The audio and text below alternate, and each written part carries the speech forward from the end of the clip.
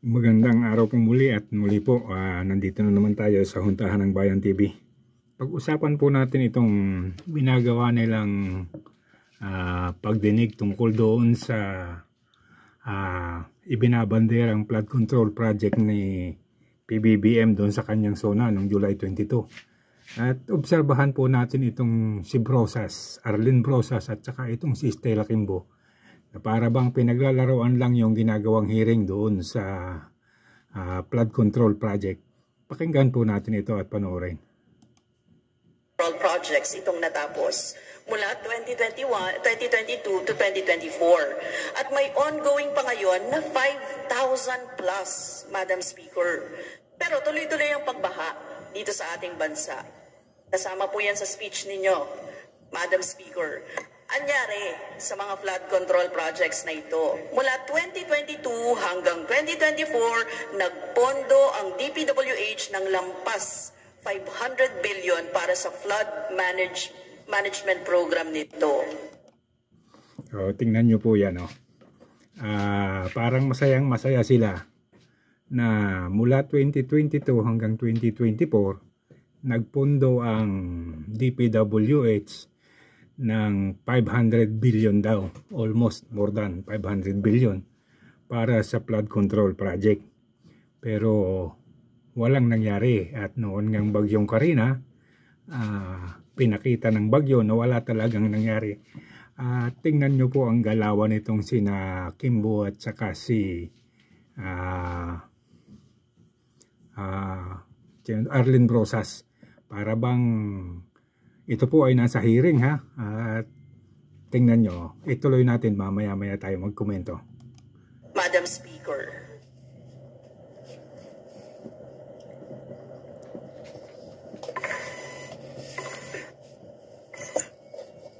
Well, alam natin na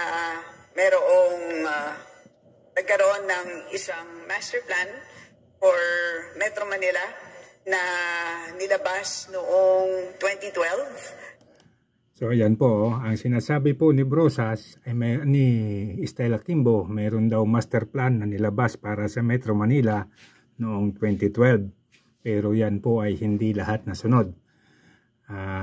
Ituloy po natin. Pero kung titignan natin ngayon, kung nasaan na tayo pagdating sa plano na yan, ay marami doon na medyo hindi natupad. Nagkaroon ng paglihis.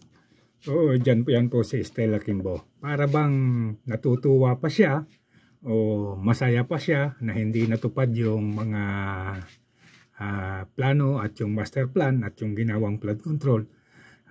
Samantalang ang pondo ay 500 billion plus. Matatandaan po natin doon sa hearing ng budget ng OBP, 125 million lang yung pinag-uusapan at yun naman po yung na-liquidate at na-audit ng maayos ng COA.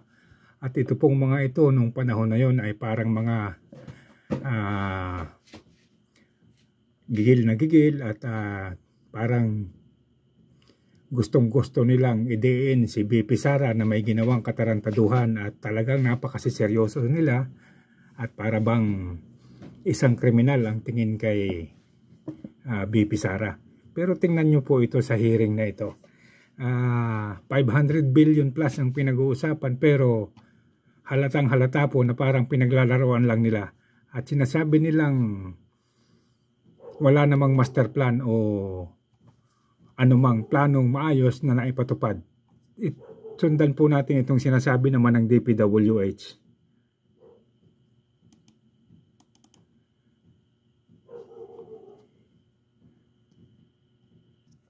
Tingnan nyo po ito. Ito po yung naging balita ng DPWH. The Department of Public Works and Highways admits the country does not have an integrated flood control master plan. The DPWH revealed this as senators scrutinized government's flood control projects after recent widespread flooding in Metro Manila and nearby provinces caused by a typhoon enhanced southwest monsoon. The DPWH says the completed flood mitigating projects cited by President Marcos in his third State of the Nation address were projects of the past administration. These projects extends back as far back. Kita nyo po yan. ang mismong DPWH po, si Manuel Bonoan, ang nagsabi na wala talaga silang master plan. At yung project na sinasabi po ni Bongbong Marcos noong kanyang SONA ay hindi po talaga niya proyekto.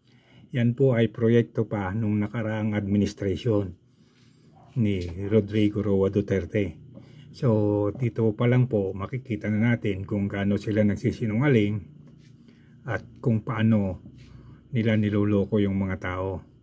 At base po dito, wala talaga silang master plan. Ituloy po natin. 2019 up to 2023, many of these projects were suffered delays because of various factors, including the pandemic period of about 3 years. And when we came in, we continued on with these projects and completed. Yung 5,500 pala na programs, projects na natapos na ipinagmalaki ng ating Pangulo noong SONA ay patsi-patsi lang. So yan po, yung pinagyayabang na mga project noon ni Bongbong Marcos dun sa kanyang SONA ay kumbaga yung patsi-patsi lang doon sa mga lubak-lubak at pinunduhan po yan ng halagang 500 billion plus. So hindi naman po masasabing kawalanghyan, pero po talagang kawalanghyan. At mabuti nga mayroong ganito kagaya ni Joel Villanueva na sinasabi ang totoo. Hindi rin nakatulong, tingin ko, Mr. Chairman, hindi nakatulong kasi patsi-patsi nga po eh. Senators pounced on this and blamed. Ituloy po natin itong si Stella Kimbo. Ayan, binabantayan talaga natin ang mga flood control projects. Base din sa mga ibang hearings, katulad ng COA, ang isang major problem is yung mabagal na pag-implement. Kasama dyan ang delays at low fund use. Yan ang naalala ko sa ibang hearing. So yan po, yan si Stella Kimbo. Baliwala sa kanya, masaya pa siya. At ang sinasabi niya, binabantayan yung mga flood control projects. At siya pa rin po ang nagsabi na may mga low expenses. So wala talaga. Ang hearing nila na ito ay parang palabas lang, parang sinasabi lang na mayroon silang hearing. At dito makikita mo ngayon kung anong klaseng mga kongresista meron sa kongreso. Kung masakit sabihin pero parang mga walang modo at walang mga moral. Na para bang kapag hindi sila makikinabang ng husto, parang paglalaroan na lang nila. Samantalang dun sa hearing ng OBP, kasi nga interesado sila at gustong-gusto nilang mawala yung mga Duterte, talagang full force sila at walang umingiti, walang tumatawa, kundi talagang lahat mga seryoso at ang intention talaga ay ibagsak yung Duterte. At ang kadahilan na nun, dahil lang doon sa 125 million na confidential fund na sinasabing ginastos ng Vice Presidente sa hindi malamang dahilan. Pero itong 500 billion plus na pondo ng flood control na inamin naman nung si Bonoan na ang iba ay ang ipinagyayabang na ito, ang iba dito ay project pa ng nagdaang administrasyon ni Pangulong Duterte, ay hindi mo man lang makitaan na meron silang seryosong sinasabi at meron silang planong hanapin kung sino yung mga kontraktor at kung sino ang dapat managot at alamin ano na ba ang nangyari sa pondo at nasaan na ba talaga. Ang pagkakaalam lang po ngayon ng tao, walang project na 5,500 na kagaya ng sinasabi ni Marcos at nawala na rin yung pondo. So ito pong ganitong klase ng mga opisyal ng gobyerno ay medyo talagang nakakapanggigil at talagang hindi mo maisip na ano bang klaseng mga kongresista itong mga ito at anong klaseng mambabatas meron ngayon. siguro nga dapat ituloy-tuloy muna ni BP Sara yung pagbubulgar sa mga katarantaduhan dito. At itong si Stella Kimbo, mayroon pa pong mga issue na nakakabit sa tao na ito, kagaya nung kanyang asawa na dinimanda rin naman ng pag-ibig dahil sa corruption din.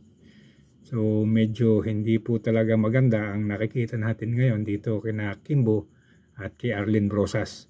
At talagang makikita natin dito na pinaglalaroan na lang nila yung mga bagay na siguro hindi sila interesado o siguro mayroon silang naging parte. So hanggang dito na lamang pong muli at paki-like and subscribe na lamang pong muli.